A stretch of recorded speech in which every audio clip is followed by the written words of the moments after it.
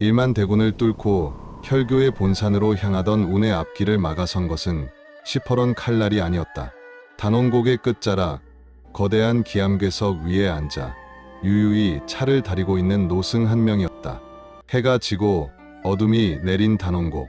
수천 개의 칼바람이 계곡을 휘젓고 도끼가 서린 안개가 골짜기를 가득 메우고 있었다.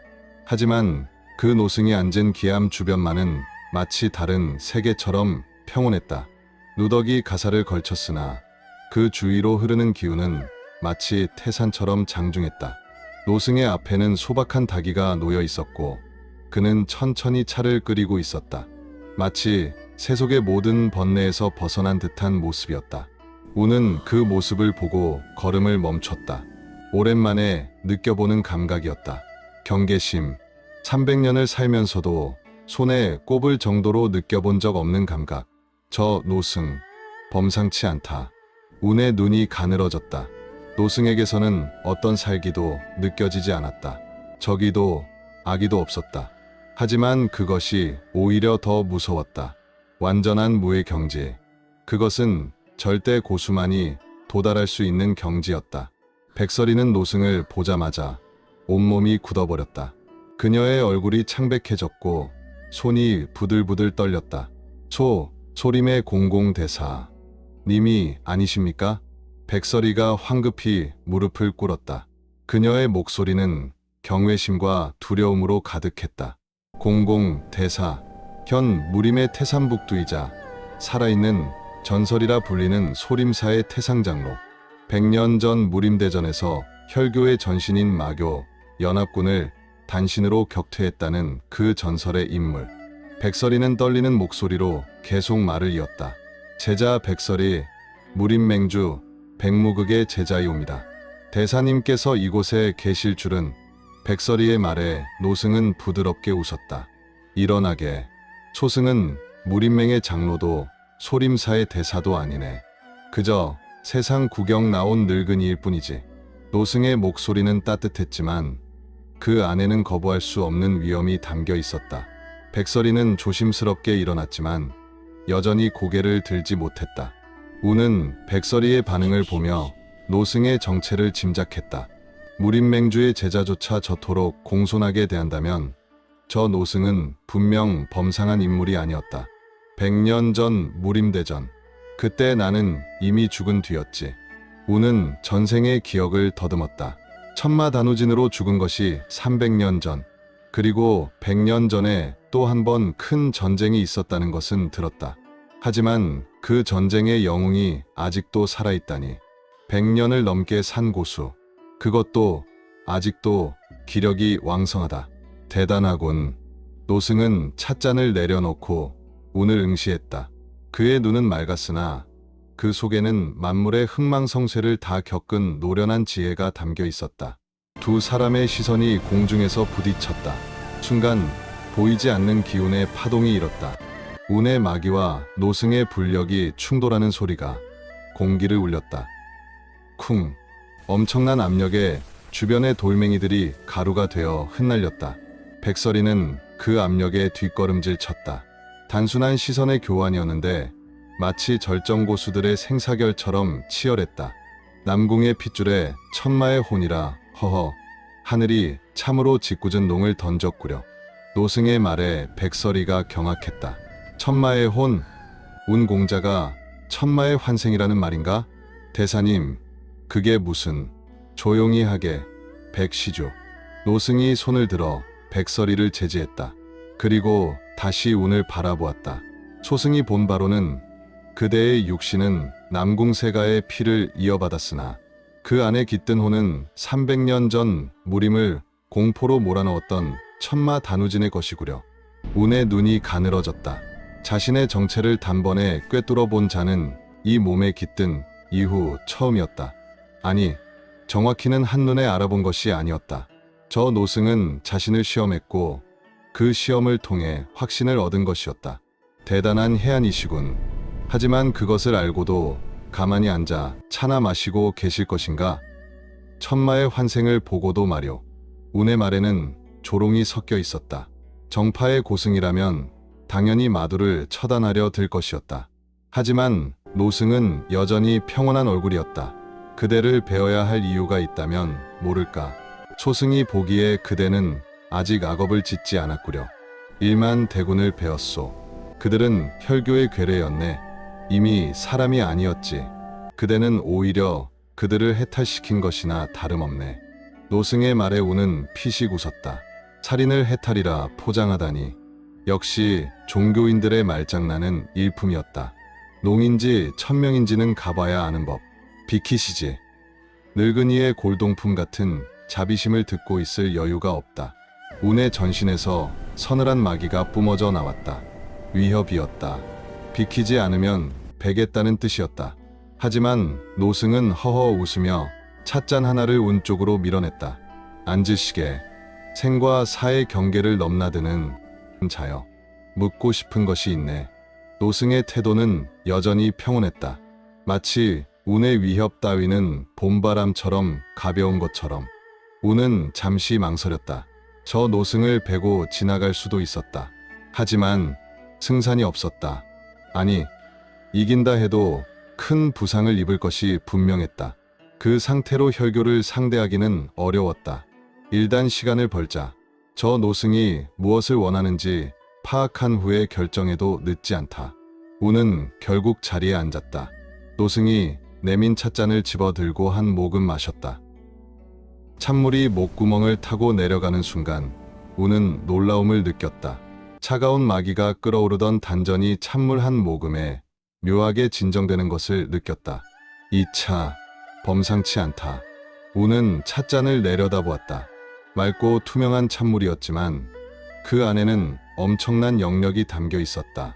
아마도 영지 같은 귀한 약재로 끓인 차일 것이었다. 어떤가 소림사의 천년 영지차일세. 마음을 진정시키고 내기를 순화시키는 효능이 있지. 노승이 부드럽게 웃으며 말했다. 우는 고개를 끄덕였다. 확실히 효과가 있었다.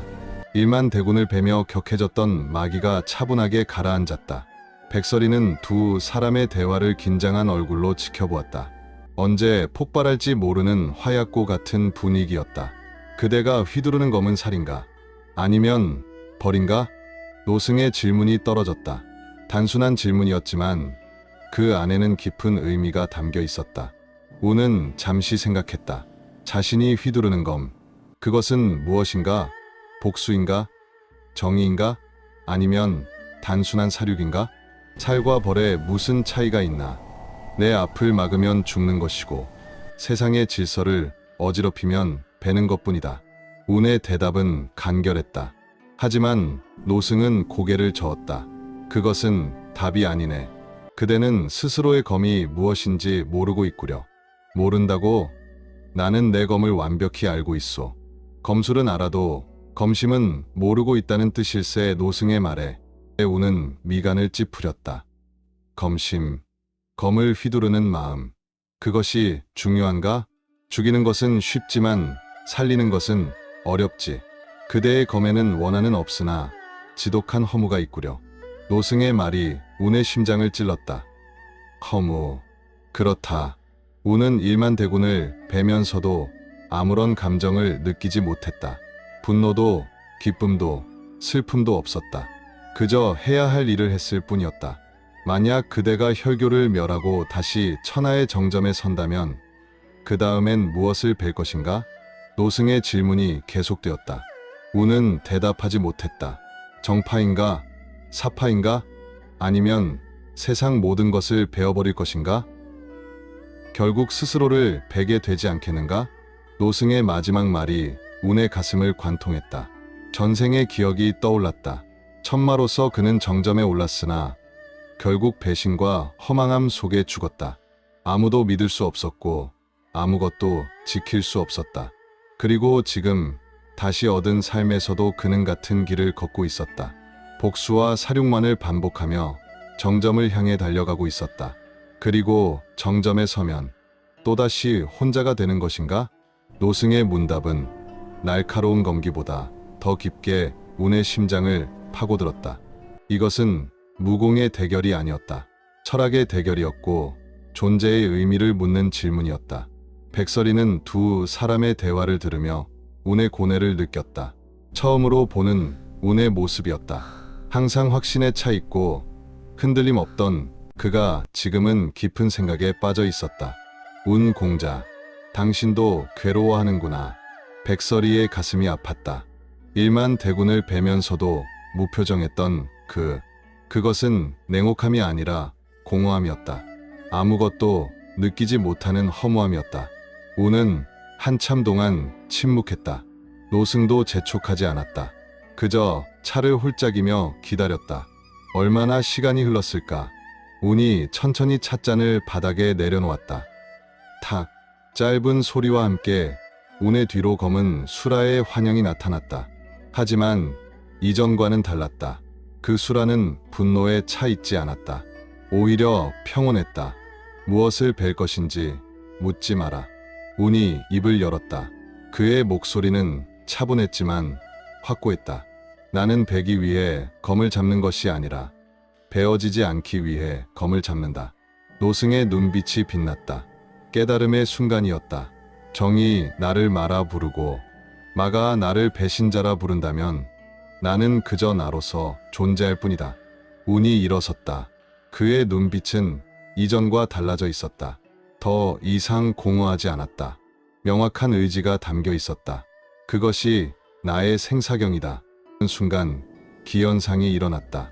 운의 주위로 소용돌이 치던 마귀가 한순간에 투명하게 정화되기 시작했다.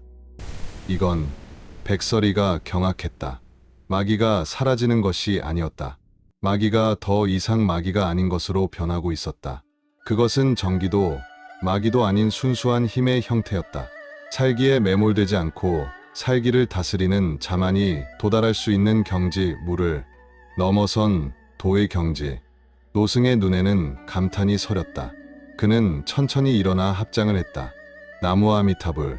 노승의 목소리가 떨렸다.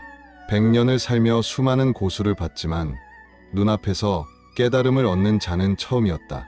괴물이 깨어날 줄 알았더니 진정한 신의 길을 걷는 자가 나타났구려. 노승이 깊이 고개를 숙였다. 소림사의 태상장로가 100년 전 무림대전의 영웅이 한 젊은이에게 고개를 숙이는 것이었다. 가시게, 이제 소승이 그대의 길을 막을 명분은 사라졌소. 노승의 말에 우는 고개를 끄덕였다. 그리고 몸을 돌려 단원곡의 더 깊은 어둠 속으로 걸어 들어갔다. 백설이는 황급히 노승에게 절을 올렸다. 대사님, 감사합니다. 만약 대사님께서 운공자를 시험하지 않으셨다면. 아니네. 소승은 아무것도 하지 않았네. 그저 차 한 잔 나눴을 뿐이지. 노승이 부드럽게 웃었다. 그리고 백시주. 예, 대사님. 그대는 좋은 선택을 했네. 저 젊은이를 따르게. 백설이가 놀라 고개를 들었다. 노승은 그녀의 눈을 똑바로 바라보며 말했다. 저 젊은이는 무림의 미래일세. 정파도 사파도 아닌 새로운 길을 열 차지. 그대가 그 곁에 있다면 무림의 새로운 시대가 열릴 것이네. 하지만 저는 무림맹에. 무림맹은 이미 낡았네. 위선과 형식에 갇혀 진정한 협을 잃어버렸지. 진정한 협은 형식이 아니라 마음에서 나오는 것일세. 노승의 말에 백설이는 할 말을 잃었다. 무림맹의 태산북두라 불리는 분이 무림맹을 비판하다니. 가게, 저 젊은이가 기다리고 있네. 노승의 말에 백설이는 다시 한번 절을 올리고 운의 뒤를 따라갔다. 운은 이미 상당히 앞서가고 있었다. 운 공자, 기다려주세요. 백설이가 뛰어가며 외쳤다. 운은 걸음을 멈추고 그녀를 돌아보았다. 왜 따라오는가? 돌아가도 좋다. 아니요. 저는 끝까지 함께 가겠습니다. 백설이의 목소리는 확고했다. 노승의 말을 듣고 그녀는 확신했다. 자신의 길은 무림맹이 아니라 이 사람과 함께하는 것이라고. 운은 잠시 그녀를 바라보다가 고개를 끄덕였다. 좋다. 하지만 후회하지 마라. 후회하지 않을 거예요. 백설이가 운의 옆에 섰다. 두 사람은 나란히 단원곡의 어둠 속으로 걸어갔다. 뒤에서 노승은 그 모습을 지켜보며 미소 지었다. 허허, 천마와 성녀의 조합이라. 참으로 기이한 인연이로구나. 노승은 다시 자리에 앉아 차를 마셨다. 그의 역할은 끝났다. 이제는 젊은이들의 시대였다. 다짐. 단원곡의 깊은 곳으로 걸어가며 백설이가 조심스럽게 물었다. 운공자, 아까 노승님과의 대화에서 깨달음을 얻으신 건가요? 운은 잠시 침묵하다가 대답했다. 깨달음이라기보다는 확인했다고 해야 맞겠지. 확인이요? 내가 무엇을 위해 검을 휘두르는지, 무엇을 지키기 위해 싸우는지. 운의 말에 백설이는 조심스럽게 물었다. 그게 무엇인가요? 운은 걸음을 멈추고 하늘을 올려다보았다. 단원곡의 좁은 하늘 사이로 별이 반짝이고 있었다. 자유, 자유요? 그렇다. 나는 자유롭고 싶다. 정파의 위선에서, 사파의 탐욕에서, 혈교의 관계에서 그 누구에게도 구속받지 않고 오직 나로서 살고 싶다. 운의 말에는 진심이 담겨 있었다. 300년 전 천마로 살았을 때도 그는 자유를 원했다. 하지만 세상은 그를 마도로 낙인 찍었고 결국 그는 죽었다. 그리고 나를 따르는 자들에게도 그 자유를 주고 싶다. 운이 백설이를 돌아보았다. 그의 눈빛은 따뜻했다. 너도 설아도 그 누구도 신분이나 문파에 얽매이지 않고 자유롭게 살 수 있는 세상. 그것이 내가 만들고 싶은 무림이다. 백설이의 눈시울이 붉어졌다. 그녀는 처음으로 운의 진심을 들었다. 그는 파괴자가 아니었다. 창조자였다. 저도 함께 만들고 싶어요. 그런 세상을. 백설이가 운의 손을 잡았다. 운은 그 손을 거부하지 않았다. 오히려 꽉 잡아주었다. 좋다. 함께 가자. 두 사람은 다시 걸었다. 이번에는 손을 잡고 단원곡의 끝에 거대한 성문이 나타났다. 문에는 붉은 글씨로 혈교라는 두 글자가 새겨져 있었다. 그 글씨에서는 피 냄새가 진동했다. 드디어 도착했군. 운이 중얼거렸다. 혈교의 본거지.